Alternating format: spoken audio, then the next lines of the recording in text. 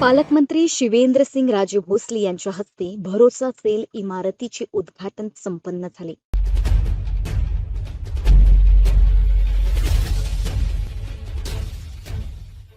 Police अधीक्षक कार्यालयातील भरोसा सेल अनैतिक मानवी वाहतूक प्रतिबंधक कक्ष इमारतीचा लोकार्पण सोहळा दिनांक 31 जानेवारी रोजी पार पडला.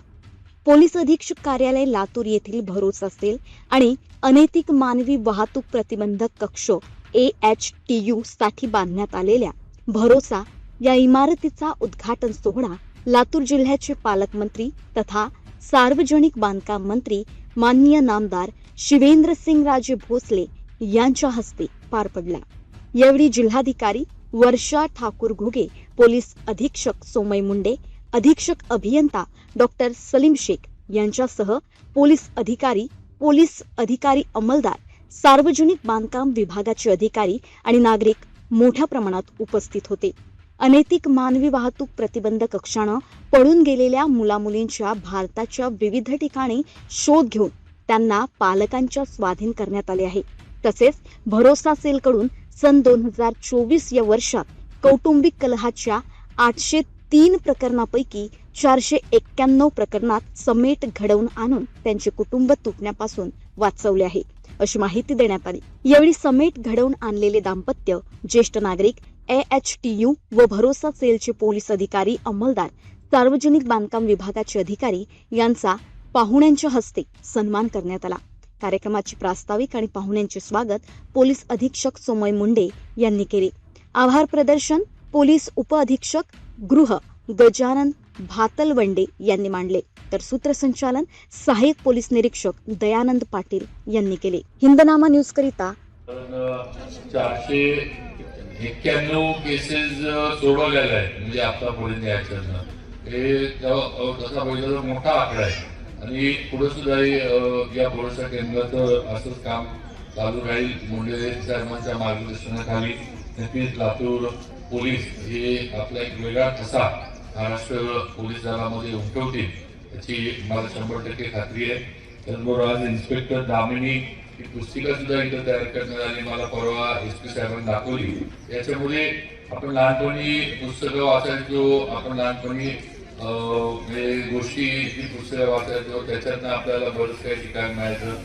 मला तर मॅडम आठवत आहे की बऱ्यापैकी इतिहास जो मला बघायला मिळाला तो त्या अमर चित्रकथा ज्या याच्या लहानपणी त्या अमर चित्रकथातून बऱ्यापैकी इतिहास किंवा जे काही श्रीकृष्णाच्या गोष्टी, रामायणाच्या गोष्टी, कारण ती नुसतं वाचायला लागायला नाही किंवा ती बघायला पाहिजे. त्यामुळे आज तसंच हे चांदोबा वगैरे जे पुस्तकं आपली लहान तसंच आज या दामिनीचं हे केलंय. त्याच्यामध्ये लहान मुलांपासून ते काय काय घटना घडतात, कसं आपण हे लहान मुलांनी पण थोडं हे केलं पाहिजे किंवा आपल्याला शाळेमध्ये पब्लिकमध्ये आपण ज्यावेळेला जातो त्यावेळेला आपल्याला जो स्पर्श केला जातो तो चांगला आहे का वाईट आहे की लहान मुलांच्या पण लक्षात आलं पाहिजे. आणि जर कुणी वाईट याच्यातनं असं करत तर त्यांनी आई वडिलांना सांगितलं पाहिजे किंवा अशी घटना कुणाकडून तरी माझ्याबद्दल झाली आहे. आणि या सगळ्या गोष्टी या इन्स्पेक्टर दामिनी या पुस्तकामध्ये आपल्या लातूर पोलिसांनी उतरवलेल्या आहेत. त्यामुळे ह्याचा पण आपण आपल्या मराठी शाळांमध्ये पण जर आपण हे करतोय, सगळ्या शाळांमध्ये पण आपण ही पुस्तक जे आहे ते मुलांना उपलब्ध करून देतोय त्यांच्यासाठी. आणि याचा उपयोग नक्कीच त्या मुलांना कायदा थोडाफार लहान वयामध्ये समजण्यासाठी या पुस्तकाचा उपयोग 100% होईल याची नक्कीच मला खात्री आहे. परत एकदा आज अधिकृतरित्या आपल्या भरोसा सेलचं उद्घाटन झालं हे जाहीर करतो. आणि SP साहेब आणि त्यांचे सर्व वरिष्ठ सहकारी, त्याचबरोबर भरोसा सेलचे सर्व असणारे अधिकारी आणि सर्व त्यांचे कर्मचारी सगळ्यांना पुढच्या त्यांच्या कामकाजासाठी, त्यांच्या कार्यासाठी शुभेच्छा देतो. तुमच्या माध्यमातून एक समाज सुधारण्याचं आणि एक समाजाला एक ज्या समाजापुढे काही गोष्टी असतात ज्या उघड बोलू शकत नाही, ते आज असे प्रश्न तुमच्यापर्यंत येणार आहेत. त्यामुळं संवेदनानं किंवा संवेदनशीलपणे ह्या सगळ्या गोष्टी आपण पुढं सोडवत राहाव्यात ही एक अपेक्षा व्यक्त करतो आणि थांबतो. जय हिंद, जय महाराष्ट्र. घटक आहे त्याच्यावर ज्यावेळेस परिणाम होतो त्यावेळेस पुढे अनेक प्रॉब्लेम्स होतात आणि जुबिलाईट डेलिव्हरन्सी त्याच्यामधून पण वाढते. त्या प्रकरणाला हँडल करण्यासाठी सेपरेट बिल्डिंग ही महत्वाची असते. याच्यामध्ये अनेक वेळेस भरोसा सेल जो आहे तो एक्स ऑफिसचा पार्ट असतो किंवा कोणत्या पोलीस स्टेशनचा पार्ट असतो. बट या भरोसा सेलला हँडल करण्यासाठी डेडिकेटेड स्टाफ नसतो जो ट्रेन असायला पाहिजे. तो ट्रेन स्टाफ आपण इथे कार्यान्वित केलेला आहे. त्याचबरोबर separate building, separate counselling sessions इथे चालू असतात. दिवसाला 15 ते 20 इथे काउन्सिलिंग रोज कपल्सची होत राहते. त्याचबरोबर याच बिल्डिंगमध्ये ज्येष्ठ नागरिक सेल आपण यावर्षी स्थापन केलेला आहे. सिनियर सिटीजन्सच्या ज्या गरजा आहेत ते या नवीन युगामध्ये फार वेगळे आहेत.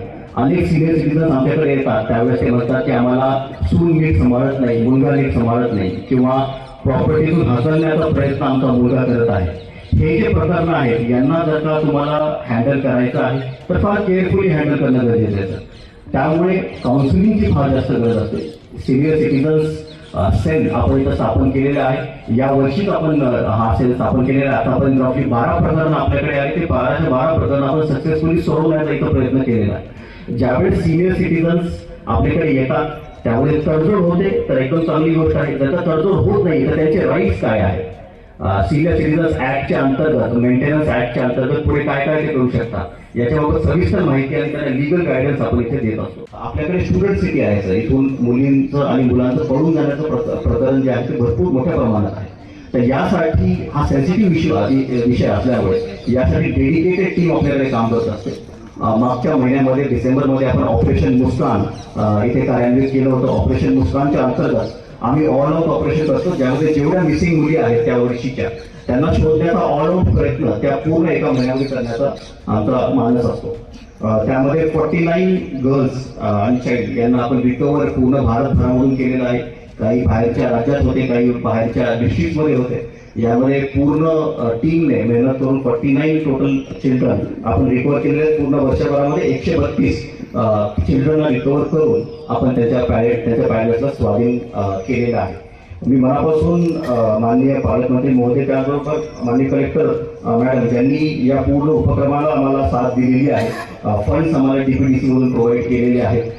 SC साहेब त्यांची पूर्ण टीम त्यांनी एकदम सुंदर इथं बांधकाम आम्हाला करून दिलेलं आहे. जशा प्रकारे आमची गरज होती त्या प्रकारे त्यांनी आम्हाला करून दिलं. त्याचं मनापासून मी धन्यवाद करतो. आणि त्यांनी जो हातभार मला लावलेला आहे तसाच हातभार पुढेही आम्हाला कायम राहील याची मला खात्री आहे. पुढील कार्यक्रम आपल्याकडे वेळ कमी आहे तर जास्त वेळ मी घेणार नाही. पुढील कार्यक्रम घेण्यासाठी मी दयानंद पाटील यांना आमंत्रित करतो. थँक्यू. रक्तातील लावा आजही उफाळत आहे. आमच्या रक्तातील लावा आजही उफाळत आहे. डोळ्यातील लाल बुंद निकारा आजही तळपत आहे.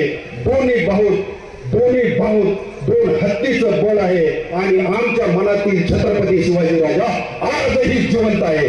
त्यांचा विचार निश्चितपणाने आपल्या मार्गदर्शनामध्ये जिल्हा पोलीस दल पुढे नेईल याबद्दल मी निश्चित आपल्याला या ठिकाणी ग्वाही देतो. त्याचबरोबर आज जिल्हाधिकारी महोदय वर्षा ठाकूर मॅडम या ठिकाणी उपस्थित आहेत. त्यांचंही या ठिकाणी मनपूर्वक असा आभार आहे. त्यांनी आम्हाला DPDC मधून फंड उपलब्ध करून दिला आहे. यापुढे सुद्धा तशी गरज जिल्हा पोलीस दलाला भासणार आहे. मी मॅडमचं सुद्धा या ठिकाणी अभिनंदन करतो. त्याचबरोबर सलीम शेख साहेब, सुपरिटेंडेंट इंजिनियर साहेब PWD यांचंही या ठिकाणी मनपूर्वक असं आभार व्यक्त करतो.